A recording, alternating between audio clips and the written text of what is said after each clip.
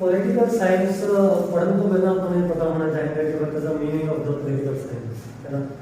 मतलब की है पॉलिटिकल साइंस का अर्थ की है पॉलिटिकल साइंस, क्योंकि जिन्ना टाइम अपन किसी चीज़ का अर्थ नहीं पता किसी शब्द का तो अपन चंगी तरह नहीं समझ सकते।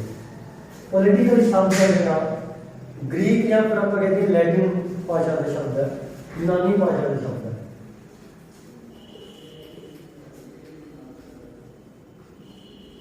ग्रीक वो कंट्री यूरोप के पैंती है जितों पॉलिटिकल की शुरुआत हुई है, जितों पॉलिटिकल साइंस की शुरुआत हुई है। जेकर शुरुआत की गल करिए पॉलिटिकल साइंस की तो फर्स्ट ऑफ ऑल पॉलिटिकल वास्तव में ग्रीक भाषा का शब्द है ना। जेकर पंजाबी जी गल करिए तो कहते हैं राजनीति। राजनीति में जेकर आप अलग करके सैपरेट करके देखिए तो की बनता राज प्लस नीति। इट मीन दैट राजनीतिक नीति राजनीतिक पॉलिसी है ना, that's political science. This is the political science. Greek के विचों पॉलिटिकल साइंस की शुरुआत हुई है यूनान के विचों अज तो अप्रोक्सीमेटली 2600 ईयर्स अगो। अब तो 2600 साल पहला राजनीति शास्त्र की शुरुआत हुई है, पॉलिटिकल साइंस की शुरुआत हुई है। जे पॉलिटिकल साइंस की गल करिए बेसिकली तौर पे तो अज तो 2600 साल पहला यूनान का एक नगर से जिसका नाम से एथेंस। उस एथेंस नगर की उस एथेंस शहर की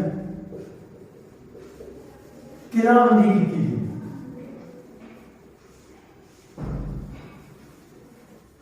और इन्होंने नगरों या फिर शहरों उस यूनानी भाषा के पॉलिस क्या है ना, जब इन्होंने नगरों का प्रबंध इन्होंने पॉलिसा का प्रबंध किया तो उत्थे एक वक्रा सैपरेट एडमिनिस्ट्रेशन बनया। वक्रा जब तुम एक नगर के एंट्री करते हैं तो तुहाडा आइडेंटिटी कार्ड होगा, है ना। सब कुछ बनाया गया इस करके इन्होंने पॉलिसा का एडमिनिस्ट्रेशन किया गया। इट मीन दैट इन्होंने पॉलिसा तो फिर शब्द निकल के आया political which related to the administration of the country, है ना, कि जिहड़ा किसी देश के शासन प्रबंध के नाल इंटरलिंक है। जेकर इहदे तो बाद अगली गल करिए पॉलिटिकल साइंस की तो आप करेंगे गल Indian political science. We have very huge और vast syllabus of the master grade. It is very small syllabus, है ना, तो छोटे छोटे टॉपिक होने हैं तो आप ज़्यादा डेप्थ च नहीं जावांगे, पर मे बी इतों तक तो पढ़ांगे कि घट्टो घट्ट जिन्ना जरूरत आ उस तो 20% ऊपर हो। ठीक है, तो अगली जेकर गल करें पॉलिटिकल साइंस की आप इंडियन पॉलिटिकल साइंस की जेकर गल करें तो भारतीय राजनीति शास्त्र की जी शुरुआत है वो अंग्रेजों द्वारा हुई है 1600 BC या AD सॉरी 1600 ईस्वी जो अंग्रेज भारत के पहली बार एंटर करते हैं। कौन एंटर करता अंग्रेजों का उत्थे 1600 ईस्वी के महारानी एलिजाबेथ बैठी एक चार्टर बनाती है, एक कानून बनाती है, चार्टर बनाती है। चार्टर बना के एक कंपनी की स्थापना करती है जिसका नाम रखा गया ईस्ट इंडिया कंपनी, है ना, जी भारत के आऊगी for the purpose of trading, है ना, व्यापार करने वास्ते, for the purpose of trading. Now we have a question in mind, है ना, कि भाई महारानी उत्थे बैठी बैठी पता लग जाए कि भाई हाँ, है ना, इंडिया नाम की कंट्री है उत्थे जाना उत्थे जाके व्यापार करना, है ना, बैठे बैठे तो नहीं पता लग गया। तो ऑब्वियसली पता किमें लग गया, है ना। इन्हों तो पहला 1498 के विच भारत में एक बंदा आया सी पुर्तगाल पुर्तगाल कितने है यूरोप के विच, इंग्लैंड के विच घुमना यूरोप तो ब्रिटिश कितों आए इंग्लैंड तो यूरोप, है ना। तो 1498 के विच पोर्तुगल जिहड़ा की है पुर्तगाल का यात्री है ना, पुर्तगाली यात्री है वास्को डी गामा 1498 1498 ਦੇ ਵਿੱਚ ਭਾਰਤ ਦੇ ਵਿੱਚ ਆਇਆ ਸੀ, ਕਲਕੱਤਾ ਦੇ ਵਿੱਚ ਆਇਆ ਸੀ ਤੇ ਉਹ ਮਸਾਲੇ ਲੈ ਕੇ ਜਾਂਦਾ ਇੰਗਲੈਂਡ ਦੇ ਵਿੱਚ ਜਾ ਕੇ ਵੇਚਦਾ, ਉੱਥੇ ਬੜੇ ਮਹਿੰਗੇ ਭਾਅ ਦੇ ਵਿਕਦੇ ਆ। ਜਦੋਂ ਬੜੇ ਮਹਿੰਗੇ ਭਾਅ ਦੇ ਵਿਕਦੇ ਆ ਤਾਂ ਅੰਗਰੇਜ਼ਾਂ ਨੂੰ ਪਤਾ ਲੱਗਦਾ ਇਸ ਗੱਲ ਦਾ, ਮਹਾਰਾਣੀ ਨੂੰ ਪਤਾ ਲੱਗਦਾ ਕਿ ਇੱਦਾਂ ਇੱਦਾਂ ਕਰਕੇ ਕਿ ਇੰਡੀਆ ਨਾਮ ਦੀ ਕੰਟਰੀ ਆ ਜਿੱਥੇ ਬਹੁਤ we have also idea ना कि India was the richest country at that point of time. उस टाइम में इंडिया बहुत ज़्यादा and even we know that India was known at that point of time golden sparrow है ना, सोने की चिड़िया ने नाम जाना है भारत उस टाइम से, तो उस टाइम भी करना है ना। इवन ਤੁਸੀਂ ਜਦੋਂ ਅੱਗੇ ਆ ਕੇ ਪੜੋਗੇ ਤਾਂ 1947 ਦਾ ਟਾਈਮ ਆਊਗਾ ਜਦੋਂ ਤਾਂ ਰੁਪਏ ਦੀ ਕੀਮਤ ਡਾਲਰ ਦੇ ਇਕੁਅਲ ਸੀ ਹੈ ਨਾ। ਇਸ ਤੋਂ ਬਾਅਦ ਵਾਸਕੋ ਡੀ ਗਾਮਾ ਜਦੋਂ ਤੋਂ ਵਾਪਸ ਚੱਲਦਾ ਉੱਥੇ ਜਾ ਕੇ ਮਹਾਰਾਣੀ ਨੂੰ ਪਤਾ ਲੱਗਦਾ ਕਿ ਇੰਡੀਆ ਨਾਂ ਦੀ ਕੰਟਰੀ ਨੂੰ ਬੜਾ ਟ੍ਰੇਡਿੰਗ ਰੂਟ ਵਗੈਰਾ ਅੱਛਾ ਆ ਤਾਂ ਮਹਾਰਾਣੀ ਕੀ ਕਰਦੀ ਆ ਉੱਥੇ ਈਸਟ ਇੰਡੀਆ ਕੰਪਨੀ ਬਣਾਉਂਦੀ ਆ for the purpose of trading in India. Bharat ਦੇ ਵਿੱਚ ਆਉਣਗੇ ਟ੍ਰੇਡ ਵਪਾਰ ਕਰਨ ਦੇ ਮਕਸਦ ਨਾਲ ਹੈ ਨਾ। ਭਾਰਤੀ ਲੋਕਾਂ ਨੂੰ ਪੋਲੀਟੀਕਲ ਦਾ ਨਹੀਂ ਪਤਾ, ਹਾਲਾਂਕਿ ਕਿ ਪੋਲੀਟੀਕਲ ਬਾਰੇ ਇੱਕ ਬੁੱਕ ਬਹੁਤ ਟਾਈਮ ਪਹਿਲਾਂ ਐਂਸ਼ੀਅੰਟ ਹਿਸਟਰੀ ਦੇ ਵਿੱਚ ਲਿਖੀ ਗਈ ਸੀ ਕਟੱਲੇ ਦੁਆਰਾ। ਕਟੱਲੇ ਦਾ ਲਿਖਿਆ ਹੋਇਆ ਅਰਥ ਸ਼ਾਸਤਰ ਹੈ ਨਾ, ਕਟੱਲੇ ਦੁਆਰਾ ਲਿਖਿਆ ਹੋਇਆ ਅਰਥ ਸ਼ਾਸਤਰ ਪੋਲੀਟੀਕਲ ਦਾ ਇੱਕ ਸਬਜੈਕਟ ਸੀ, ਪਰ ਸਬਜੈਕਟ ਲਿਖਿਆ ਗਿਆ ਇੰਪਲੀਮੈਂਟੇਸ਼ਨ ਨਹੀਂ ਹੋਈ ਕਿਉਂਕਿ ਡਿਸਟਰਬੈਂਸ ਸੀ, ਪੋਲੀਟੀਕਲ ਡਿਸਟਰਬੈਂਸ ਸੀ। 326 BC ਦਾ 326 BC ਦਾ ਟਾਈਮ ਹੈ, ਉਸ ਟਾਈਮ ਤੇ ਕੋਈ ਐਡਾ ਸਿਸਟਮ ਤੇ ਸਟਰਕਚਰ ਨਹੀਂ ਹੈ, ਇਸ ਕਰਕੇ ਪੋਲੀਟੀਕਲ ਪਾਲਿਸੀਆਂ ਸਥਾਪਿਤ ਨਹੀਂ ਹੋਈਆਂ। ਅਸਲੀ ਪੋਲੀਟੀਕਲ ਪਾਲਿਸੀਆਂ ਜਾਂ ਕਾਨੂੰਨ ਜਾਂ ਫਿਰ ਲਾਅ ਇੰਡੀਆ ਦੇ ਵਿੱਚ ਕੌਣ ਲੈ ਕੇ ਆਏ? ਅੰਗਰੇਜ਼ ਲੈ ਕੇ ਆਏ। ਅੰਗਰੇਜ਼ ਭਾਰਤ ਦੇ ਵਿੱਚ ਪੋਲੀਟੀਕਲ ਦੀ ਸ਼ੁਰੂਆਤ ਕੀਤੀ ਹੈ ਨਾ। ਨਾਓ 1600 BC ਦੇ ਵਿੱਚ ਈਸਟ ਇੰਡੀਆ ਕੰਪਨੀ ਬਣਦੀ ਹੈ ਤੇ ਭਾਰਤ ਦੇ ਵਿੱਚ ਕਿਹੜਾ ਅੰਗਰੇਜ਼ ਹੋਣਾ, ਨਾਮ ਜਿਹਦਾ ਕੀ ਸੀ? ਵਿਲੀਅਮ ਹੌਕਿੰਸ। ਵਿਲੀਅਮ ਹੌਕਿੰਸ ਜਿਹੜਾ 1609 ਦੇ ਅਰਾਊਂਡ ਸਮਥਿੰਗ 1609 ਦੇ ਵਿੱਚ ਭਾਰਤੀ ਰਾਜੇ ਦੇ ਦਰਬਾਰ ਦੇ ਵਿੱਚ ਪਹੁੰਚਦਾ ਕਿ ਬਈ ਮੈਂ ਕੀ ਕਰਨਾ, ਵਪਾਰ ਕਰਨਾ ਹੈ ਨਾ। ਇੱਕ ਇੱਥੇ ਫੈਕਟਰੀ ਲਾਉਣੀ ਅਸੀਂ ਵਪਾਰ ਕਰਨ ਵਾਸਤੇ। ਆਪਾਂ ਪੋਲੀਟੀਕਲ ਪੜ੍ਹ ਰਹੇ ਹਾਂ ਇਸ ਕਰਕੇ ਇਹ ਹੈ ਤਾਂ ਹਿਸਟਰੀ ਹੈ, ਪਰ ਇਹ ਬੈਕਗਰਾਉਂਡ ਤਿਆਰ ਹੋ ਰਹੀ ਹੈ ਆਪਣੀ ਕਿ ਪੋਲੀਟੀਕਲ ਦੀ ਸ਼ੁਰੂਆਤ ਕਿੱਦਾਂ ਹੁੰਦੀ ਹੈ ਨਾ। ਪੜ੍ਹਨਾ ਵੀ ਡੀਪਲੀ ਇਨ ਮਾਡਰਨ ਹਿਸਟਰੀ ਦੇ ਵਿੱਚ, ਪਰ ਇਸ ਟਾਈਮ ਤੇ ਆਪਾਂ ਇਹ ਦੇਖਣਾ ਕਿ ਵੀ ਕੀ ਬਣ ਰਿਹਾ ਇਸ ਵਿੱਚ, ਪੋਲੀਟੀਕਲ ਦੀ ਸ਼ੁਰੂਆਤ ਕਿੱਦਾਂ ਹੋ ਰਹੀ ਹੈ ਇਸ ਦੇ ਵਿੱਚ ਹੈ ਨਾ। 1609 ਦੇ ਵਿੱਚ ਜਦੋਂ ਵਿਲੀਅਮ ਹੌਕਿੰਸ ਜਾਂਦਾ ਭਾਰਤੀ ਰਾਜੇ ਦੇ ਦਰਬਾਰ ਦੇ ਵਿੱਚ, ਮੁਗਲ ਬਾਦਸ਼ਾਹ ਦੇ ਦਰਬਾਰ ਦੇ ਵਿੱਚ, ਕੌਣ ਹੋ ਸਕਦਾ ਮੁਗਲ ਬਾਦਸ਼ਾਹ ਇਸ ਟਾਈਮ ਤੇ? ਹਾਂ, Jahangir. At that point of time ਕਿਉਂਕਿ ਕਿਵੇਂ ਆਈਡੀਆ ਲਾ ਸਕਦੇ ਹਾਂ ਇਸ ਟਾਈਮ ਤੇ ਜਹਾਂਗੀਰ ਸੀ? ਆਪਾਂ ਗੁਰੂ ਅਰਜਨ ਦੇਵ ਜੀ ਦੇ ਕੋਲ ਡਾਕਟਰੀ ਲਿਖ ਸਕਦੇ ਹਾਂ ਕਿਉਂਕਿ 1604 ਦੇ ਵਿੱਚ ਆਦਿ ਗ੍ਰੰਥ ਸਾਹਿਬ ਦਾ ਸੰਕਲਨ ਹੋਇਆ ਸੀ ਤੇ 1606 ਦੇ ਵਿੱਚ ਸ੍ਰੀ ਗੁਰੂ ਅਰਜਨ ਦੇਵ ਜੀ ਦੀ ਸ਼ਹੀਦੀ ਹੋਈ ਹੈ ਨਾ।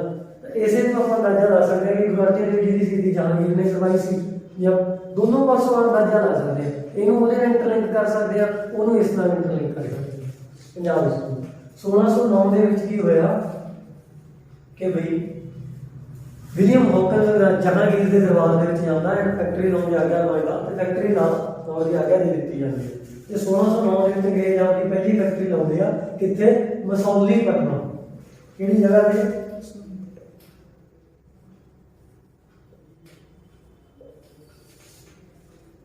ਮਸੌਲੀਪਟਨਮ।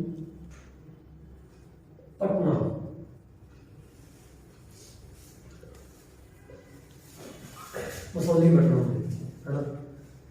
ਇਹ ਫੈਕਟਰੀ ਲਾਉਣ ਤੋਂ ਬਾਅਦ ਇਹਦੇ ਬੜਾ ਟਾਈਮ ਕਰਦੇ ਆ ਨਾ। ਅੰਗਰੇਜ਼ਾਂ ਦੇ ਯੁੱਧ ਵੀ ਹੋਣਗੇ, ਪੁਰਤਗਾਲੀਆਂ ਨਾਲ ਵੀ ਹੋਣਗੀਆਂ, ਤਿੰਨ ਕਰਨਾਟਕ ਯੁੱਧ ਹੁੰਦੇ ਜਿਹੜੇ ਆਪਾਂ ਪੜ੍ਹਾਂਗੇ ਮਾਡਰਨ ਹਿਸਟਰੀ ਦੇ ਵਿੱਚ, ਪਰ ਆਪਾਂ ਪੋਲੀਟੀਕਲ ਪੜ੍ਹ ਰਹੇ ਹਾਂ ਇਸ ਕਰਕੇ ਜਲਦੀ ਤੋਂ ਜਲਦੀ ਪੋਲੀਟੀਕਲ ਸਟਰਕਚਰ ਤੇ ਪਹੁੰਚੀਏ ਕਿ ਕਾਨੂੰਨ ਕਿਵੇਂ ਹੁੰਦੇ ਪਹਿਲੀ ਵਾਰ ਇੰਡੀਆ ਵਿੱਚ, ਪਾਲਿਸੀਆਂ ਕਿਵੇਂ ਹੁੰਦੀਆਂ, ਭਾਰਤੀ ਲੋਕਾਂ ਨੂੰ ਕਾਨੂੰਨਾਂ ਬਾਰੇ ਪਤਾ ਕਿਵੇਂ ਲੱਗਦਾ ਹੈ ਨਾ। ਕਰਦੇ ਤਾਂ ਉਹਨੇ 1609 ਤੋਂ ਬਾਅਦ ਅਪਰੋਕਸੀਮੇਟਲੀ 1750 ਦੇ ਅਰਾਊਂਡ ਸਮਥਿੰਗ ਆਪਾਂ ਕੁਝ ਦੇਖ ਸਕਦੇ ਹਾਂ ਕਿ ਭਾਰਤ ਦੇ ਵਿੱਚ ਅੰਗਰੇਜ਼ ਵਪਾਰ ਕਰਦੇ ਕਰਦੇ ਬੜੇ ਤਾਕਤਵਰ ਹੋ ਗਏ। ਕਲਕੱਤਾ ਦੇ ਵਿੱਚ ਆਪਣੀਆਂ ਫੈਕਟਰੀਆਂ ਲਾ ਲਈਆਂ, ਬੰਗਾਲ 'ਚ ਆਪਣੀਆਂ ਫੈਕਟਰੀਆਂ ਲਾ ਲਈਆਂ, ਓਵਰਆਲ ਇੰਡੀਅਨ ਟੈਰੀਟਰੀ ਦੇ ਵਿੱਚ ਆਪਣੀਆਂ ਫੈਕਟਰੀਆਂ ਲਾ ਲਈਆਂ ਤੇ ਈਵਨ ਉਹਨਾਂ ਨੇ ਇੱਥੇ ਹਥਿਆਰ ਵਗੈਰਾ ਬਣਾਉਣੇ ਸ਼ੁਰੂ ਕਰਤੇ ਤੇ ਕਿਲੇ ਬਣਾਉਣੇ ਸ਼ੁਰੂ ਕਰਤੇ ਹੈ ਨਾ। ਕਿਲੇ ਬਣਾਉਣੇ ਸ਼ੁਰੂ ਕਰਤੇ ਤਾਂ ਫਿਰ ਇੱਕ ਨਵਾਂ ਵੱਖਰਾ ਕਲਾਈਮੈਕਸ ਪੈਦਾ ਹੁੰਦਾ ਭਾਰਤੀ ਰਾਜਨੀਤੀ ਸ਼ਾਸਤਰ ਦੇ ਵਿੱਚ ਜਾਂ ਭਾਰਤੀ ਮਾਡਰਨ ਹਿਸਟਰੀ ਦੇ ਵਿੱਚ ਹੈ ਨਾ। ਕੀ ਕਲਾਈਮੈਕਸ ਪੈਦਾ ਹੁੰਦਾ ਕਿ ਬਈ ਅੰਗਰੇਜ਼ ਇੱਕ ਯੁੱਧ ਲੜਦੇ ਆ ਜਿਹੜੀ ਅੰਗਰੇਜ਼ਾਂ ਦੁਆਰਾ ਲੜੀ ਗਈ ਭਾਰਤ ਦੇ ਵਿੱਚ ਪਹਿਲੀ ਲੜਾਈ 1757 ਦੀ। ਬੰਗਾਲ ਦੇ ਵਿੱਚ ਅੰਗਰੇਜ਼ ਬੈਠੇ ਨੇ, ਉੱਥੋਂ ਦੇ ਰਾਜੇ ਨਾਲ ਨਵਾਬ ਦਾ ਨਾਮ ਸੀ ਸਿਰਾਜੁੱਦੌਲਾ। ਬਸ ਤੁਸੀਂ ਯਾਦ ਰੱਖੋ ਕਿ ਜ਼ਿਆਦਾ ਇਹਨਾਂ ਡਿਟੇਲ 'ਚ ਜਾਣਦੇ ਹੋਗੇ, ਮਾਡਰਨ ਹਿਸਟਰੀ ਦਾ ਪਾਰਟ ਆ ਤਾਂ ਆਪਾਂ ਮਾਡਰਨ ਹਿਸਟਰੀ ਹੀ ਬਣਾਉਣੀ ਹੈ ਨਾ। ਉੱਥੋਂ ਨਵਾਬ ਸੀ ਸਿਰਾਜੁੱਦੌਲਾ। 1757 ਦੇ ਵਿੱਚ ਅੰਗਰੇਜ਼ਾਂ ਦਾ ਮੁੰਡਾ ਸੀ ਰੋਬਰਟ ਕਲਾਈਵ। ਆਪਸ ਦੇ ਵਿੱਚ ਕੰਫਲਿਕਟ ਪੈਦਾ ਹੁੰਦਾ ਟੈਕਸਸ ਨੂੰ ਲੈ ਕੇ ਕਿ ਬਈ ਫੈਕਟਰੀਆਂ ਉੱਪਰ ਟੈਕਸ ਲਾਇਆ ਜਾ ਰਿਹਾ ਅੰਗਰੇਜ਼ਾਂ ਦੇ ਉੱਪਰ, ਤਾਂ ਕੰਫਲਿਕਟ ਪੈਦਾ ਹੁੰਦਾ ਅੰਗਰੇਜ਼ਾਂ ਦੇ ਸਿਰਾਜੁੱਦੌਲਾ ਦੇ ਵਿਚਕਾਰ। ਰੋਬਰਟ ਕਲਾਈਵ ਨੇ ਈਸਟ ਇੰਡੀਆ ਕੰਪਨੀ ਦੀ ਬਾਗਡੋਰ ਸੰਭਾਲੀ ਗਈ ਉਸ ਟਾਈਮ। ਤਾਂ ਕੀ ਹੁੰਦਾ, ਫਿਰ ਆਪਸ ਵਿੱਚ ਇਹਨਾਂ ਦੇ ਯੁੱਧ ਹੁੰਦਾ ਅੰਗਰੇਜ਼ਾਂ ਦਾ ਤੇ ਬੰਗਾਲ ਦੇ ਨਵਾਬ ਦਾ 1757 ਦਾ, ਜਿਹੜਾ ਅੰਗਰੇਜ਼ ਆਪਦਾ ਭਾਰਤੀਆਂ ਦਾ ਪਹਿਲਾ ਯੁੱਧ ਲੜਦੇ ਆ 1757 ਦੀ ਬੈਟਲ ਆਫ ਪਲਾਸੀ। ਇਹਨੂੰ ਪਲਾਸੀ ਦੇ ਯੁੱਧ ਦੇ ਨਾਮ ਨਾਲ ਜਾਣਿਆ ਜਾਂਦਾ, ਪਹਿਲਾ ਯੁੱਧ ਭਾਰਤ ਦਾ। ਇਸ ਲੜਾਈ ਦੇ ਵਿੱਚ ਅੰਗਰੇਜ਼ ਜਿੱਤ ਜਾਂਦੇ ਆ, ਪਰ ਪੱਕੇ ਤੌਰ ਤੇ ਰਾਜ ਸਥਾਪਿਤ ਨਹੀਂ ਕਰਦੇ। ਜਿੱਤ ਜਾਂਦੇ ਆ ਪਰ ਪੱਕੇ ਤੌਰ ਤੇ ਰਾਜ ਸਥਾਪਿਤ ਨਹੀਂ ਕਰਦੇ। ਕਰਦੇ ਕੀ ਆ,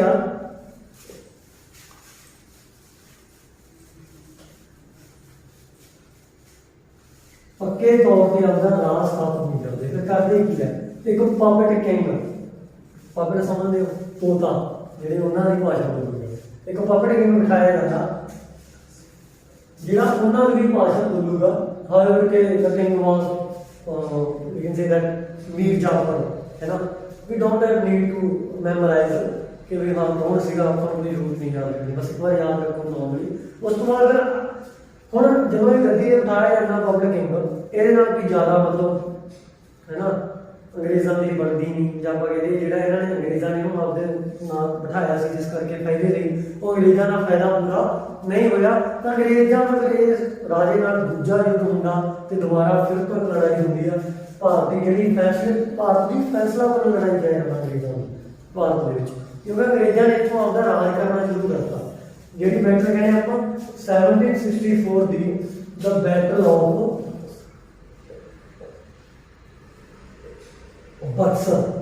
ਬਕਸਰ ਦਾ ਯੁੱਧ 1764 ਦੇ ਵਿੱਚ ਦੋਨੇ ਬੰਗਾਲ ਚ ਨੇ, ਪਲਾਸੀ ਤੇ ਬਕਸਰ।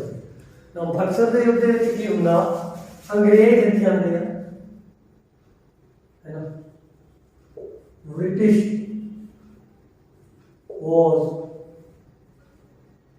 won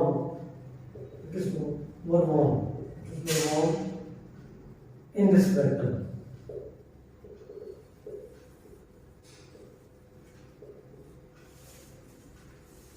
अंग्रेज इस बैटल ਦੇ ਵਿੱਚ ਜਿੱਤ ਜਾਂਦੇ। ਜਿੱਤਣ ਤੋਂ ਬਾਅਦ ਕੀ ਕਰਦੇ ਆ, ਉਹ ਕਹਿੰਦੇ ਕਿ ਵੀ ਪਪਟ ਕਿੰਗ ਬਿਠਾਉਣ ਦੀ ਬਜਾਏ ਕਿ ਉਹਨਾਂ ਖੁਦ ਰਾਜ ਕੀਤਾ ਜਾਵੇ, ਕਿਉਂਕਿ ਜੇਕਰ ਪਪਟ ਕਿੰਗ ਫਿਰ ਤੋਂ ਬਿਠਾਇਆ ਉਹਨੇ ਫਿਰ ਤੋਂ ਸਾਡੇ ਖਿਲਾਫ ਚੱਲਣਾ, ਸਾਡਾ ਸਿਸਟਮ ਇੱਥੇ ਨਹੀਂ ਚੱਲ ਪਾਉਣਾ। ਤਾਂ ਕੀ ਹੈ, ਫਿਰ ਪਪਟ ਕਿੰਗ ਦੀ ਬਜਾਏ ਅੰਗਰੇਜ਼ ਖੁਦ ਰਾਜ ਕਰਨਾ ਸ਼ੁਰੂ ਕਰ ਦਿੰਦੇ ਆ। ਤੇ 1764 ਦੇ ਵਿੱਚ ਭਾਰਤੀ ਦੇ ਇੱਕ ਸਟੇਟ ਬੰਗਾਲ ਤੇ ਬੰਗਾਲ ਅੰਗਰੇਜ਼ਾਂ ਦੇ ਕਬਜ਼ੇ ਦੇ ਵਿੱਚ ਆ ਜਾਂਦੇ। ਹੁਣ ਓਬਵੀਅਸਲੀ ਅੰਗਰੇਜ਼ ਕਬਜ਼ੇ ਕਰਨ ਤੋਂ ਬਾਅਦ ਇੱਕ ਥਾਂ ਤੇ ਬੈਠਣਗੇ, ਅੱਗੇ ਅੱਗੇ ਰਾਜ ਕੈਪਚਰ ਕਰਦੇ ਰਹਿਣਗੇ, ਆਪਾਂ ਮਾਡਰਨ ਹਿਸਟਰੀ 'ਚ ਪੜਾਂਗੇ। ਪਰ ਕੈਪਚਰ ਕਰਨ ਤੋਂ ਬਾਅਦ ਕੀ ਆ, ਇੱਥੇ ਹੁਣ ਈਸਟ ਇੰਡੀਆ ਕੰਪਨੀ ਨੇ ਤਾਂ ਇੱਕ ਜਿਹੜੀ ਟ੍ਰੇਡ ਕਰਨਾ ਹੀ ਆ, ਇਹਨਾਂ ਨੇ ਪ੍ਰਸ਼ਾਸਨ ਦਾ ਸੰਭਾਲਣਾ ਇੰਡੀਆ ਦਾ।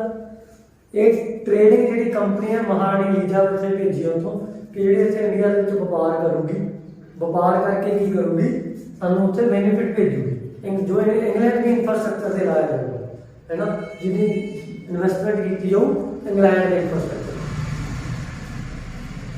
ਪਰ ਈਸਟ ਇੰਡੀਆ ਕੰਪਨੀ ਕੀ ਹੈ, ਜਦੋਂ ਬਾਗਡੋਰ ਐਡਮਿਨਿਸਟ੍ਰੇਸ਼ਨ ਦੀ ਆਪਦੇ ਹੱਥਾਂ 'ਚ ਆ ਗਈ, ਸਾਰਾ ਸਿਸਟਮ ਸਾਰਾ ਬੰਗਾਲ ਆਪਦੇ ਹੱਥਾਂ 'ਚ ਆ ਗਿਆ, ਤਾਂ ਈਸਟ ਇੰਡੀਆ ਕੰਪਨੀ ਕੀ ਹੋਊਗੀ, ਕਰਪਟ ਹੋਊਗੀ। ਜਦੋਂ ਕਰਪਟ ਹੋ ਗਈ, ਕਰਪਸ਼ਨ ਵੱਧ ਗਈ, ਓਬਵੀਅਸਲੀ ਕਰਪਸ਼ਨ ਤਾਂ ਵਧਣੀ ਸੀ ਹੈ ਨਾ। ਜਦੋਂ ਕਰਪਸ਼ਨ ਵੱਧ ਗਈ ਤਾਂ ਕਰਪਸ਼ਨ ਵਧਣ ਨਾਲ ਕੀ ਹੋਇਆ, ਈਸਟ ਇੰਡੀਆ ਕੰਪਨੀ ਨੇ ਜਿੰਨਾ ਵੀ ਬੈਨੀਫਿਟ ਹੁੰਦਾ ਸੀ you can say that trading ਤੋਂ ਹੈ ਨਾ, ਉਹ ਸਾਰਾ ਕੀ ਆ ਬੰਦ ਕਰਤਾ ਭੇਜਣਾ। ਕਿੱਥੇ ਭੇਜਣਾ ਬੰਦ ਕਰਤਾ, ਇੰਗਲੈਂਡ ਦੇ ਵਿੱਚ, ਠੀਕ ਹੈ। ਤਾਂ ਮਹਾਰਾਣੀ ਨੂੰ ਪਤਾ ਲੱਗਿਆ ਕਿ ਇੱਦਾਂ ਕਰਕੇ ਹੋ ਰਿਹਾ। ਤਾਂ ਈਸਟ ਇੰਡੀਆ ਕੰਪਨੀ ਦੀ ਮਨਮਾਨੀ ਨੂੰ ਰੋਕਣ ਵਾਸਤੇ, ਈਸਟ ਇੰਡੀਆ ਕੰਪਨੀ ਦੇ ਵਿੱਚੋਂ ਭ੍ਰਿਸ਼ਟਾਚਾਰ ਨੂੰ ਖਤਮ ਕਰਨ ਵਾਸਤੇ, ਕਰਪਸ਼ਨ ਖਤਮ ਕਰਨ ਵਾਸਤੇ ਮਹਾਰਾਣੀ ਐਲਿਜ਼ਾਬੈਥ ਉੱਥੋਂ ਇੱਕ ਚਾਰਟਰ ਬਣਾ ਕੇ ਭੇਜਦੀ ਆ ਪਹਿਲਾ ਕਾਨੂੰਨ ਇੰਡੀਆ ਵਿੱਚ ਐਂਟਰ ਕਰਦਾ ਤੇ ਭਾਰਤੀ ਲੋਕਾਂ ਨੂੰ ਪਤਾ ਲੱਗਦਾ ਕਿ ਪਾਲਿਸੀਆਂ ਕਾਨੂੰਨ ਲਾ ਕੁਝ ਹੁੰਦੇ ਨੇ। ਪਹਿਲੀ ਵਾਰੀ ਇੰਡੀਅਨ ਪੋਲੀਟੀਕਲ ਸਟਰਕਚਰ ਇੰਡੀਆ ਵਿੱਚ ਐਂਟਰ ਕਰਦਾ। ਠੀਕ ਹੈ, ਕਿਹੜਾ ਲਾ ਹੁੰਦਾ ਭਾਰਤ ਦੇ ਵਿੱਚ ਸਭ ਤੋਂ ਪਹਿਲਾ ਲਾ ਬਣ ਕੇ ਆਉਂਦਾ ਕਿਹੜਾ 1773 ਦਾ ਰੈਗੂਲੇਟਿੰਗ ਐਕਟ।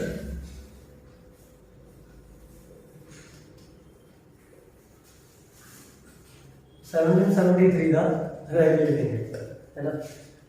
ऑब्वियसली भारत ਦੇ ਤੇ ਪਾਲਿਸੀਆਂ ਲਾਜ਼ ਕੁਝ ਨਹੀਂ ਪਤਾ ਹੈ ਨਾ। ਭਾਰਤ ਦੇ ਵਿੱਚ ਰਾਜੇ ਨਵਾਬ ਰਾਜ ਕਰ ਰਹੇ ਨੇ, ਇੰਗਲੈਂਡ ਦੇ ਵਿੱਚ ਪ੍ਰਧਾਨ ਮੰਤਰੀ ਵੀ ਬਣ ਗਏ है ना। That's why we can say that the English or the British was very forward from us है ना। उस टाइम से आगे से इस टाइम चली गया at this point of time है ना। उस टाइम से आगे से आगे चली गई। तो 1773 ਦਾ ਰੈਗੂਲੇਟਿੰਗ ਐਕਟ ਆਉਂਦਾ। ਰੈਗੂਲੇਟਿੰਗ ਐਕਟ ਨੂੰ ਇੱਕ ਹੋਰ ਨਾਮ ਨਾਲ ਵੀ ਜਾਣਿਆ ਜਾਂਦਾ North Frederick act.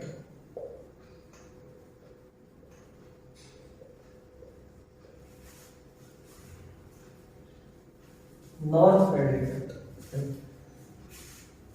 Frederick act क्यों किया जाता? Because of North Frederick act, because of North Frederick was the prime minister of England का प्रधानमंत्री सी। इसे वजह करके इंग्लैंड का प्रधानमंत्री होने करके की है इस एक्ट में उस बंदे के नाम से जाना जाता नॉर्थ फेडरिक एक्ट। ठीक है, इस एक्ट की मेन स्पेसिफिक चीज़ें की जो एक्ट या कानून आया फर्स्ट ऑफ ऑल है ना कि एक्ट का नाम लिखा मैं रेगुलेटिंग एक्ट। विजिबल है रेगुलेटिंग एक्ट है ना। रेगुलेटिंग एक्ट इस एक्ट का नाम रखा गया किसी भी एक्ट का या किसी भी कानून का नाम जो रखा जाता या कोई भी स्टडी जो आप कर रहे हो नाम के विच ही ਉਹਦਾ अर्थ क्या होगा रेगुलेट। रेगुलेट का मतलब की हो गया कंट्रोल है ना। रेगुलेट का मतलब क्या हो गया कंट्रोल। और रेगुलेटिंग एक्ट जो आया वो की करने वास्ते आया भाई कंट्रोल करने वास्ते है। किस चीज को कंट्रोल करने वास्ते? ईस्ट इंडिया कंपनी ने करप्शन को कंट्रोल करने वास्ते। ईस्ट इंडिया कंपनी ने वर्किंग जो काम कर रहे हैं कमां को कंट्रोल करने वास्ते केड़ा एक्ट आया 1773 द रेगुलेटिंग एक्ट।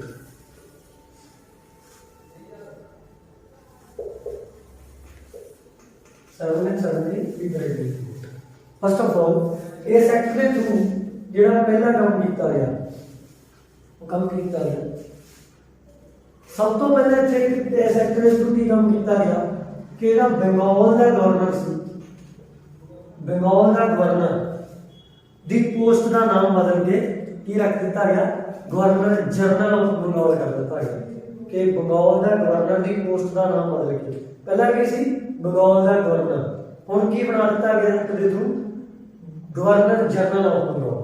बंगाल का गवर्नर जनरल नाम जनरल आ गया नाम बस इतना कह सकते हैं कि बंगाल का गवर्नर की बना दिता गया governor general of Bengal.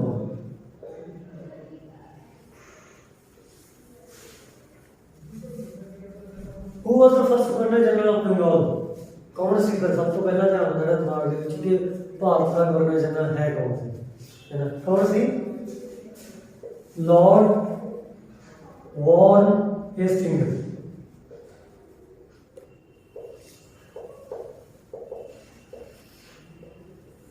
Lord Warren Hastings Bharat दे we can't say that Bharat दे अपन क्या कहते हैं बंगाल दे पहले गवर्नर जनरल है क्योंकि इस टाइम तक भारत नहीं ऑक्यूपाइड किया गया। पूरा भारत आप कहेंगे 1849 तक कब्जे होगा। पूरा भारत 1849 तक कब्जे होगा क्योंकि लास्ट स्टेट वाज पंजाब। तो लास्ट स्टेट पंजाब सी ਜਿਹੜੀ 1849 ਦੇ ਵਿੱਚ ਕਬजे ਚਾਹੀਦਾ ਤਾਂ ਅਜੇ ਤੱਕ ਭਾਰਤ ਪੂਰਾ ਕਬजे ਨਹੀਂ। More than we can say right ਕਿ ਕੱਲਾ ਬੰਗਾਲ ਇਸ ਟਾਈਮ ਤੇ ਕਬजे ਦਾ ਬੰਗਾਲ ਦਾ ਏਰੀਆ ਇਹ ਕਬजे ਅੰਗਰੇਜ਼ਾਂ ਦਾ। Now second Congress Act के थ्रू की किया गया और नेक्स्ट ईयर को बाद second come by this act इस एक्ट के थ्रू एक कमेटी की स्थापना की गई एक बोर्ड की स्थापना की गई है ना, एक कमेटी या फिर बोर्ड की स्थापना की गई जिन्होंने किया गया court of director. Court of director, court of director, court of director की है एक संस्था की जिसके अप्रोक्सीमेटली 24 मैंबर ने, 24 मैंबर ने जिहदे अप्रोक्सीमेटली। इस कोर्ट ऑफ डायरेक्टर का काम की है की काम इस कोर्ट ऑफ डायरेक्टर का कि कंपनी दे जिन्ने भी पॉलिटिकल एंड इकोनॉमिकल काम कंपनी कर रही है वो सारे कामों की जानकारी कितने देना इंग्लैंड ਦੇ ਵਿੱਚ ਦੇਣਾ ਤੇ ਕੋਰਟ ਆਫ ਡਾਇਰੈਕਟਰ ਡਾਇਰੈਕਟਲੀ ਉੱਥੋਂ ਚੁਣੀ ਜਾਂਦੀ ਸੀ ਇੱਥੇ ਭਾਰਤ ਦੇ ਵਿੱਚ। ਠੀਕ ਹੈ, ਕੋਰਟ ਆਫ ਡਾਇਰੈਕਟਰ ਦਾ ਕੰਮ ਇਟ ਮੀਨ ਸਿਸਟਮ ਤੇ ਸਟਰਕਚਰ ਤੇ ਐਡਮਿਨਿਸਟ੍ਰੇਸ਼ਨ ਦੀ ਸਥਾਪਨਾ ਹੋਣ ਲੱਗ ਗਈ ਭਾਰਤ ਦੇ ਵਿੱਚ। ਪੋਲੀਟੀਕਲ ਸਟਰਕਚਰ ਸਥਾਪਿਤ ਹੋਣ ਲੱਗ ਗਿਆ ਭਾਰਤ ਦੇ ਵਿੱਚ, ਅਜੇ ਤੱਕ ਨਹੀਂ ਹੋਇਆ ਸੀ ਕਿਸੇ ਟਾਈਮ, ਹੈ ਨਾ। ਤਾਂ ਕੋਰਟ ਆਫ ਡਾਇਰੈਕਟਰ ਬਣੀ, 24 ਮੈਂਬਰ ਬਣੇ ਜਿਹਦੀ ਜਿਹੜੀ ਸਾਰੀ ਜਾਣਕਾਰੀ ਉੱਥੇ ਭਾਰਤ ਦੀ ਉੱਥੇ ਇੰਗਲੈਂਡ ਦੇ ਵਿੱਚ। ਹੋਰ ਇਸ ਐਕਟ ਦੇ ਥਰੂ ਕੀ ਕੀਤਾ ਗਿਆ, ਭਾਰਤ ਦੇ ਵਿੱਚ ਤੀਜਾ ਕੰਮ ਇੱਥੇ ਕੀਤਾ ਗਿਆ ਕਿ ਪਹਿਲਾ ਸੁਪਰੀਮ ਕੋਰਟ ਬਣਾਇਆ ਗਿਆ। ਭਾਰਤ ਦੇ ਵਿੱਚ ਫਸਟ ਟਾਈਮ ਸੁਪਰੀਮ ਕੋਰਟ ਦੀ ਸਟੈਬਲਿਸ਼ਮੈਂਟ ਹੋਈ। ਕਿੱਥੇ, ਕਿਹੜੀ ਜਗ੍ਹਾ ਤੇ ਜਗ੍ਹਾ ਤੇ ਫਸਟ ਟਾਈਮ ਸੁਪਰੀਮ ਕੋਰਟ ਬਣਿਆ। ਮੈਂ ਇਰੇਜ਼ ਕਰਦਾ ਹਾਂ।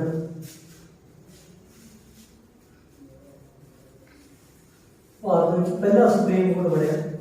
ਕਿਹੜਾ ਸੁਪਰੀਮ ਕੋਰਟ? ਕਲਕੱਤਾ ਦੇ ਵਿੱਚ 1774 ਦੇ ਵਿੱਚ। ਇਸੇ ਐਕਟ ਦੇ ਥਰੂ 1773 ਦੇ ਵਿੱਚ ਸੁਪਰੀਮ ਕੋਰਟ ਬਣਾਇਆ ਗਿਆ ਕਲਕੱਤਾ ਦੇ ਵਿੱਚ, ਜਿਹਦਾ ਨਾਮ ਵੈਸੇ ਕਿਲਾ ਸੀ। ਸੁਪਰੀਮ ਕੋਰਟ ਦੀ ਬਿਲਡਿੰਗ ਬਣਾਈ ਗਈ ਫੋਰਟ ਵਿਲੀਅਮ ਇਸ ਕਿਲੇ ਦਾ ਨਾਮ ਉਸ ਟਾਈਮ ਤੇ ਬਣਾਇਆ ਗਿਆ ਜਦੋਂ ਅੰਗਰੇਜ਼ਾਂ ਦੇ ਦੌਰੇ ਹੁੰਦੇ ਨੇ। ਫੋਰਟ ਵਿਲੀਅਮ ਇਸ ਕਿਲੇ ਦਾ ਨਾਮ ਸੀ ਜਿਹਨੂੰ ਭਾਰਤ ਦਾ ਪਹਿਲਾ ਸੁਪਰੀਮ ਕੋਰਟ ਬਣਾਇਆ ਗਿਆ। ਫੋਰਟ ਵਿਲੀਅਮ ਕਿਲਾ ਜਿਹੜੀ ਹੈ ਨਾ ਪੰਜਾਬੀ ਜਿਹੜੀ ਹੈ ਤਾਂ ਕਲਕੱਤਾ ਦੇ ਵਿੱਚ ਬਣਾਇਆ ਗਿਆ। ਕਿੱਥੇ? ਹੁਗਲੀ ਰਿਵਰ ਦੇ ਕਿਨਾਰੇ ਤੇ। ਹੁਗਲੀ ਰਿਵਰ ਕਲਕੱਤਾ ਦੇ ਵਿੱਚ ਪੈਂਦੀ ਹੈ। ਹੁਗਲੀ ਰਿਵਰ ਬਾਰੇ ਸਭ ਤੋਂ ਇੰਪੋਰਟੈਂਟ ਕੰਮ ਜੇ ਆਪਾਂ ਗੱਲ ਕਰੀਏ ਹੁਗਲੀ ਰਿਵਰ ਦੀ ਕਿ it is very important river. Why? Because of ਇਹ ਕੱਲੀ ਇੱਕੋ ਇੱਕ ਡਿਸਟ੍ਰੀਬਿਊਟਰੀ ਹੈ ਜਿਹਦੀ ਗੰਗਾ ਦੀ। ਹੁਣ ਤੁਹਾਡੇ ਦਿਮਾਗ 'ਚ ਇਹ ਆਊਗਾ ਕੁਐਸਚਨ ਕਿ ਡਿਸਟ੍ਰੀਬਿਊਟਰੀ ਕੀ ਹੁੰਦੀ ਹੈ ਨਾ, ਕਿ ਡਿਸਟ੍ਰੀਬਿਊਟ ਦਾ ਮਤਲਬ ਕੀ? ਡਿਸਟ੍ਰੀਬਿਊਟ ਦਾ ਮਤਲਬ ਹੁੰਦਾ ਵੰਡਣਾ, ਹੈ ਨਾ, ਬਾਹਰ ਕੱਢਣਾ। ਜਦੋਂ ਵੀ ਆਪਾਂ ਰਿਵਰ ਜਾਂ ਨਦੀਆਂ ਪੜ੍ਹਦੇ ਹਾਂ, ਨਦੀਆਂ ਦੇ ਵਿੱਚ ਦੋ ਚੀਜ਼ਾਂ ਹੁੰਦੀਆਂ ਨੇ। ਨਦੀਆਂ ਦੇ ਵਿੱਚ ਦੋ ਚੀਜ਼ਾਂ ਹੁੰਦੀਆਂ ਨੇ। ਇੱਕ ਤਾਂ ਮੇਨ ਨਦੀ ਹੁੰਦੀ ਜਿਹਨੂੰ ਆਪਾਂ ਮੇਨ ਰਿਵਰ ਕਹਿੰਦੇ ਨੇ ਜਾਂ, ਹੈ ਨਾ। ਹੁਣ ਇਸੇ ਮੇਨ ਰਿਵਰ ਦੇ ਵਿੱਚ ਕਈ ਨਦੀਆਂ ਆ ਕੇ ਮਿਲਦੀਆਂ ਨੇ, ਉਹ ਕੀ ਹੁੰਦੀਆਂ ਨੇ? ਟ੍ਰਿਬਿਊਟਰੀ। ਤੇ ਕਈ ਨਦੀਆਂ ਦੇ ਵਿੱਚੋਂ ਬਾਹਰ ਨਿਕਲਦੀਆਂ ਨੇ, ਉਹ ਕੀ ਹੁੰਦੀਆਂ ਨੇ? ਡਿਸਟ੍ਰੀਬਿਊਟਰੀਜ਼। ਉਹ ਕਿਹੜੀਆਂ ਨਦੀਆਂ ਹੁੰਦੀਆਂ ਨੇ? ਡਿਸਟ੍ਰੀਬਿਊਟਰੀ। ਨਾਓ ਆਈ ਹੈਵ ਅ ਕੁਐਸਚਨ ਕਿ ਹੁਗਲੀ ਰਿਵਰ ਦਾ ਜ਼ਿਕਰ ਵੀ ਤਾਂ ਕੀਤਾ ਗਿਆ ਕਿਉਂਕਿ ਹੁਗਲੀ ਰਿਵਰ ਇੱਕੋ ਇੱਕ ਡਿਸਟ੍ਰੀਬਿਊਟਰੀ ਹੈ, ਗੰਗਾ ਦੀ ਕੋਈ ਡਿਸਟ੍ਰੀਬਿਊਟਰੀ ਨਹੀਂ। ਗੰਗਾ ਦੇ ਸਾਰੀਆਂ ਨਦੀਆਂ 'ਚ ਮਿਲਦੀਆਂ ਨੇ, ਕੋਈ ਬਾਹਰ ਨਹੀਂ ਨਿਕਲਦੀ, ਇੱਕੋ ਇੱਕ ਬਾਹਰ ਨਿਕਲਦੀ ਹੈ, ਉਹ ਹੁਗਲੀ ਰਿਵਰ। ਇਹ ਹੁਗਲੀ ਰਿਵਰ ਕਿਹੜੀ ਜਗ੍ਹਾ ਚੱਲ ਜਾਂਦੀ ਆ? ਉਹ ਬਨੌਰ ਕਲਕੱਤਾ। ਇਸੇ ਹੁਗਲੀ ਰਿਵਰ ਕਲਕੱਤਾ ਦੇ ਮਤਲਬ ਜਦੋਂ ਇਹ ਥੱਲੇ ਨਿਕਲਦੀ ਆ ਇਹ ਡੈਲਟਾ ਵੀ ਹੁੰਦੀ ਆ। The delta name was Sundarban delta, ਹੈਗਾ ਨਾ। ਸੁੰਦਰਬਨ ਡੈਲਟਾ ਹੁੰਦੀ ਹੈ। ਡੈਲਟਾ ਕੀ ਹੁੰਦਾ ਉਹ ਆਪਾਂ ਜਿਓਗ੍ਰਾਫੀ ਪੜਾਂਗੇ। ਬੇਸਿਕਲੀ ਜਦੋਂ ਰਿਵਰ ਨਿਕਲਦੀ ਹੈ ਨਾ, ਰਿਵਰ ਇਸ ਤਰ੍ਹਾਂ ਨਿਕਲਦੀ ਹੈ, ਪਹਾੜ ਤੋਂ ਨੀਚੇ ਡਿੱਗਦੀ ਹੈ ਜੰਗਲਾਂ 'ਚ, ਤਾਂ ਡੈਲਟਾ ਮੈਥ ਦੇ ਵਿੱਚ ਇਹਨੂੰ ਡੈਲਟਾ ਹੀ ਕਹਿੰਦੇ, ਟ੍ਰਾਇੰਗਲ ਆਪਾਂ ਡੈਲਟਾ ਵੀ ਕਹਿੰਦੇ ਨੇ, ਹੈ ਨਾ। ਉਸ ਤੋਂ ਬਾਅਦ ਅਗਲੀ ਗੱਲ ਕਰੀਏ ਜੇਕਰ ਤਾਂ ਹੁਗਲੀ ਰਿਵਰ ਦੇ ਕਿਨਾਰੇ ਤੇ ਪਹਿਲਾ ਸੁਪਰੀਮ ਕੋਰਟ ਬਣਾਇਆ ਗਿਆ 1774 ਦੇ ਵਿੱਚ। ਜਿਹੜੀ ਬਿਲਡਿੰਗ ਸੀ, ਬਿਲਡਿੰਗ ਦਾ ਨਾਮ ਸੀ ਫੋਰਟ ਵਿਲੀਅਮ, ਜਿਹਨੂੰ ਸੁਪਰੀਮ ਕੋਰਟ ਦੇ ਵਿੱਚ ਬਦਲਿਆ ਗਿਆ। ਇਹਦੇ ਪਹਿਲੇ ਜੱਜ ਬਣਾਏ ਗਏ ਕੌਣ ਬਣਾਏ ਗਏ ਪਹਿਲੇ ਜੱਜ? You have an idea? Sir Elijah Impey.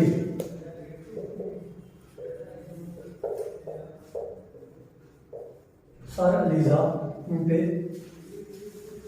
was the first judge of the Supreme Court, है ना, which was made by the British government in India। पहला जज है भारत का ਜਿਹੜਾ ਭਾਰਤ ਦੇ ਵਿੱਚ ਸੁਪਰੀਮ ਕੋਰਟ ਪਹਿਲੀ ਵਾਰ ਬਣਾਇਆ ਗਿਆ ਅੰਗਰੇਜ਼ਾਂ ਤੋਂ, ਹੈ ਨਾ, ਕਲਕੱਤਾ ਦੇ ਵਿੱਚ। ਮੋਸਟ ਫੇਮਸ ਚੀਜ਼ਾਂ ਕਲਕੱਤਾ ਦੀ ਹੋਣੀ ਹੈ। चाहे हम आरबीआई की गल कर ली, रिजर्व बैंक ऑफ इंडिया है ना, 1935 का government of India act out होकर थ्रू बनाया गया। ये तो मान अगली गल करिए 1774 तो बाद अगला एक्ट है जो वो ज़्यादा इंपॉर्टेंट नहीं है सकती। अगला एक्ट जो लेके आता वो अंग्रेज लेके 1784 द फिट्स इंडिया।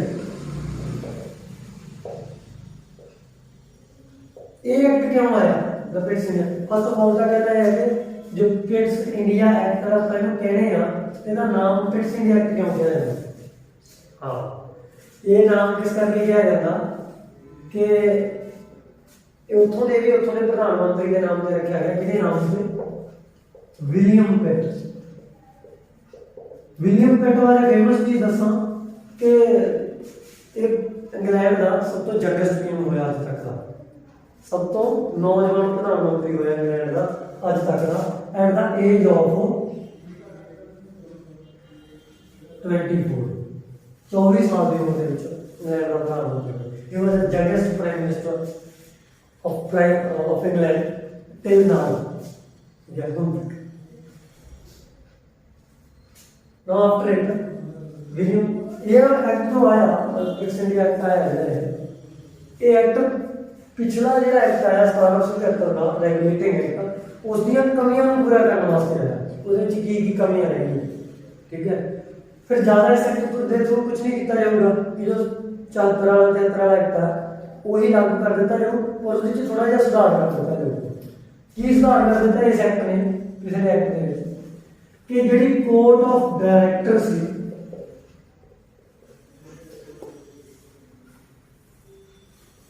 ये दो काम करती सी, नाले तो पॉलिटिकल कामां दी जानकारी दिंदी सी, नाले इकोनॉमिकल कामां दी जानकारी दिंदी सी। नाले पॉलिटिकल कामां दी जानकारी देना ते नाले इकोनॉमिकल कामां दी जानकारी देना है ना, आर्थिक कामां की जानकारी भी देना ते राजनीतिक कामां की। ये बड़ा मुश्किल काम है क्योंकि बंदा एक फील्ड के माड़ा हो सकता, बंदा एक फील्ड के बारे चंगी जानकारी दे सकता, पर दोनों फील्ड की जानकारी देनी बड़ी मुश्किल से काम है ना। तो एक कोर्ट ऑफ डायरेक्टर का की करेगा, काम घटा दिता गया। की काम घटा दिता गया भाई कि कोर्ट ऑफ डायरेक्टर होना कल्ले किहड़े इकोनॉमिकल कामां की जानकारी देगा, तो फिर पॉलिटिकल का रहेगी है ना, इकोनॉमिकल कामां की जानकारी देगा, पॉलिटिकल रहेंगे। पॉलिटिकल कामां की जानकारी देना असली की करेगी एक वक्री होर कमेटी बनाएगी, केड़ी? Board of control. विजिबल है? बोर्ड ऑफ कंट्रोल, ठीक है। एक होर कमेटी बनाएगी बोर्ड ऑफ कंट्रोल। तो आप करेगा कि हुण जिहड़ी कोर्ट ऑफ डायरेक्टर है तां आर्थिक कामां की जानकारी देऊ, जिहड़ा बोर्ड ऑफ कंट्रोल है ये किहड़े कामां की जानकारी देऊगा? राजनीतिक कामां की जानकारी, पॉलिटिकल कामां की जानकारी कि भाई ईस्ट इंडिया कंपनी पॉलिटिकल तौर पर की कर रही है ना, ईस्ट इंडिया कंपनी आर्थिक तौर पर की कर रही है। मतलब अजे तक डायरेक्ट एडमिनिस्ट्रेशन महाराणी के अंदर नहीं गया, एक्ट भेजे जा रहे ईस्ट इंडिया कंपनी ने, डायरेक्ट एडमिनिस्ट्रेशन नहीं करे महाराणी, ठीक है ना। ये तो बाद जो अगला एक्ट होगा वो एक्ट केड़ा होगा? 1784 होगा।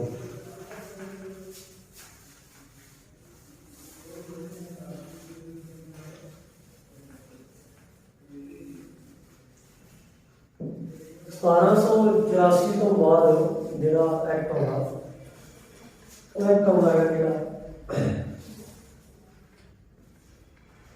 1813 एक्ट, न्यू की कहते हैं द चार्टर एक्ट। की कहते हैं भाई the charter act, charter act. इस एक्ट के थ्रू ये चार्टर एक्ट में एक नाम भी जाना जाता सेंट हेलेना एक्ट।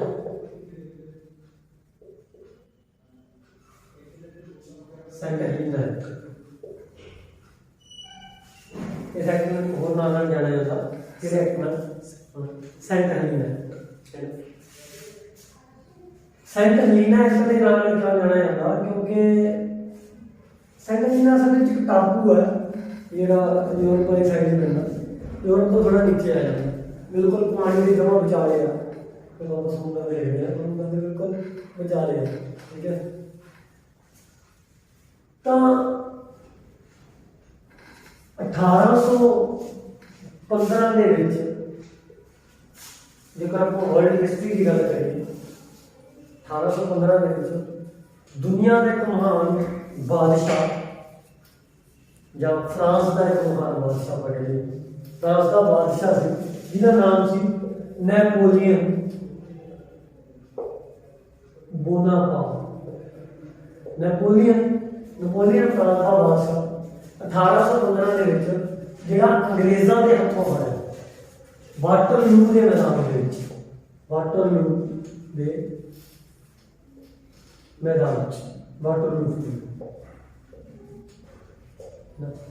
या वाटरलू का युद्ध भी कह रहे हैं 1815 का। ये दुनिया का महान बादशाह या फ्रांस का पहला बादशाह या फ्रांस का पहला महान बादशाह पहली बारी किसी को हारा सी ते अपनी जिंदगी की पहली जंग हारा सी अपनी जिंदगी की पहली जंग अंग्रेज़ों ने हाथों हारा कितने हारा वाटरलू के मैदान में 1815 ये हारन तो बाद अंग्रेज़ों ने हराउन तो बाद की कराया गया बंदी बना लिया गया ते बंदी बना के कितने छड्या गया सेंट हेलेना नाम के टापू से छड्या गया आइलैंड पे कहते हैं एक आइलैंड ठीक है आइलैंड पे छड्या गया ते जिथे भी इस दुनिया ने महान बादशाह की भुख दे कैंसर दे नाल मौत हो गई ठीक है किते कुछ खान पीन हो गई भुख दे कैंसर दे नाल इस दुनिया के महान बादशाह की मौत होंदी है ना तां इसे करके सेक्टर का नाम रखा गया सेंट हेलेना क्योंकि इस दुनिया महान बादशाह ने सेंट हेलेना के नाम के टापू से छड्या गया just like the second name of this sector was sent Helena कीता की है सेक्टर के थ्रू ये एक्ट एडमिनिस्ट्रेशन की बजाय इकोनॉमिकल परस्पेक्टिव तो ज़्यादा लेके आंदा गया सीगा इसकी मेन महत्ता जिहड़ी सी वो इकोनॉमिकल तौर पे सी ना कि एडमिनिस्ट्रेशन के तौर पे आर्थिक तौर पे बहुत महत्वपूर्ण एक्ट है फिर आर्थिक तौर पर सब तो बहुत महत्वपूर्ण सी आर्थिक तौर पर की करे की करे कि आपकी ईस्ट इंडिया कंपनी की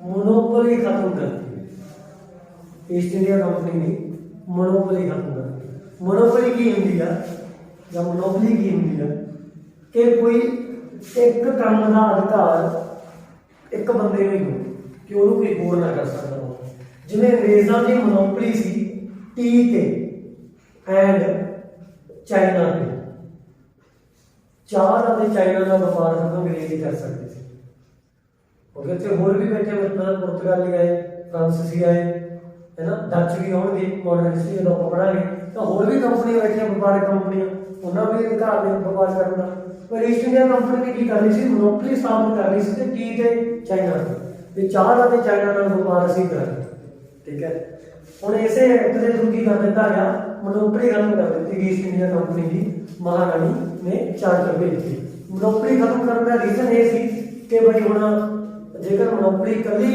ਈਸਟ ਇੰਡੀਆ ਕੰਪਨੀ ਤੇ ਰਹੀ ਤਾਂ ਉਹ ਸਾਰਾ ਪੈਸਾ ਉਹ ਖੁਦ ਕਮਾਉਣਗੇ ਆਬਵੀਅਸਲੀ ਕਰਪਸ਼ਨ ਕਿੱਥੋਂ ਤੱਕ ਰੋਕਿਆ ਜਾ ਸਕਦਾ ਘਟਾਇਆ ਜਾ ਸਕਦਾ ਕਰਪਸ਼ਨ ਨੂੰ ਰੋਕਿਆ ਨਹੀਂ ਜਾ ਸਕਦਾ ਹੈ ਨਾ ਕਿਸੇ ਵੀ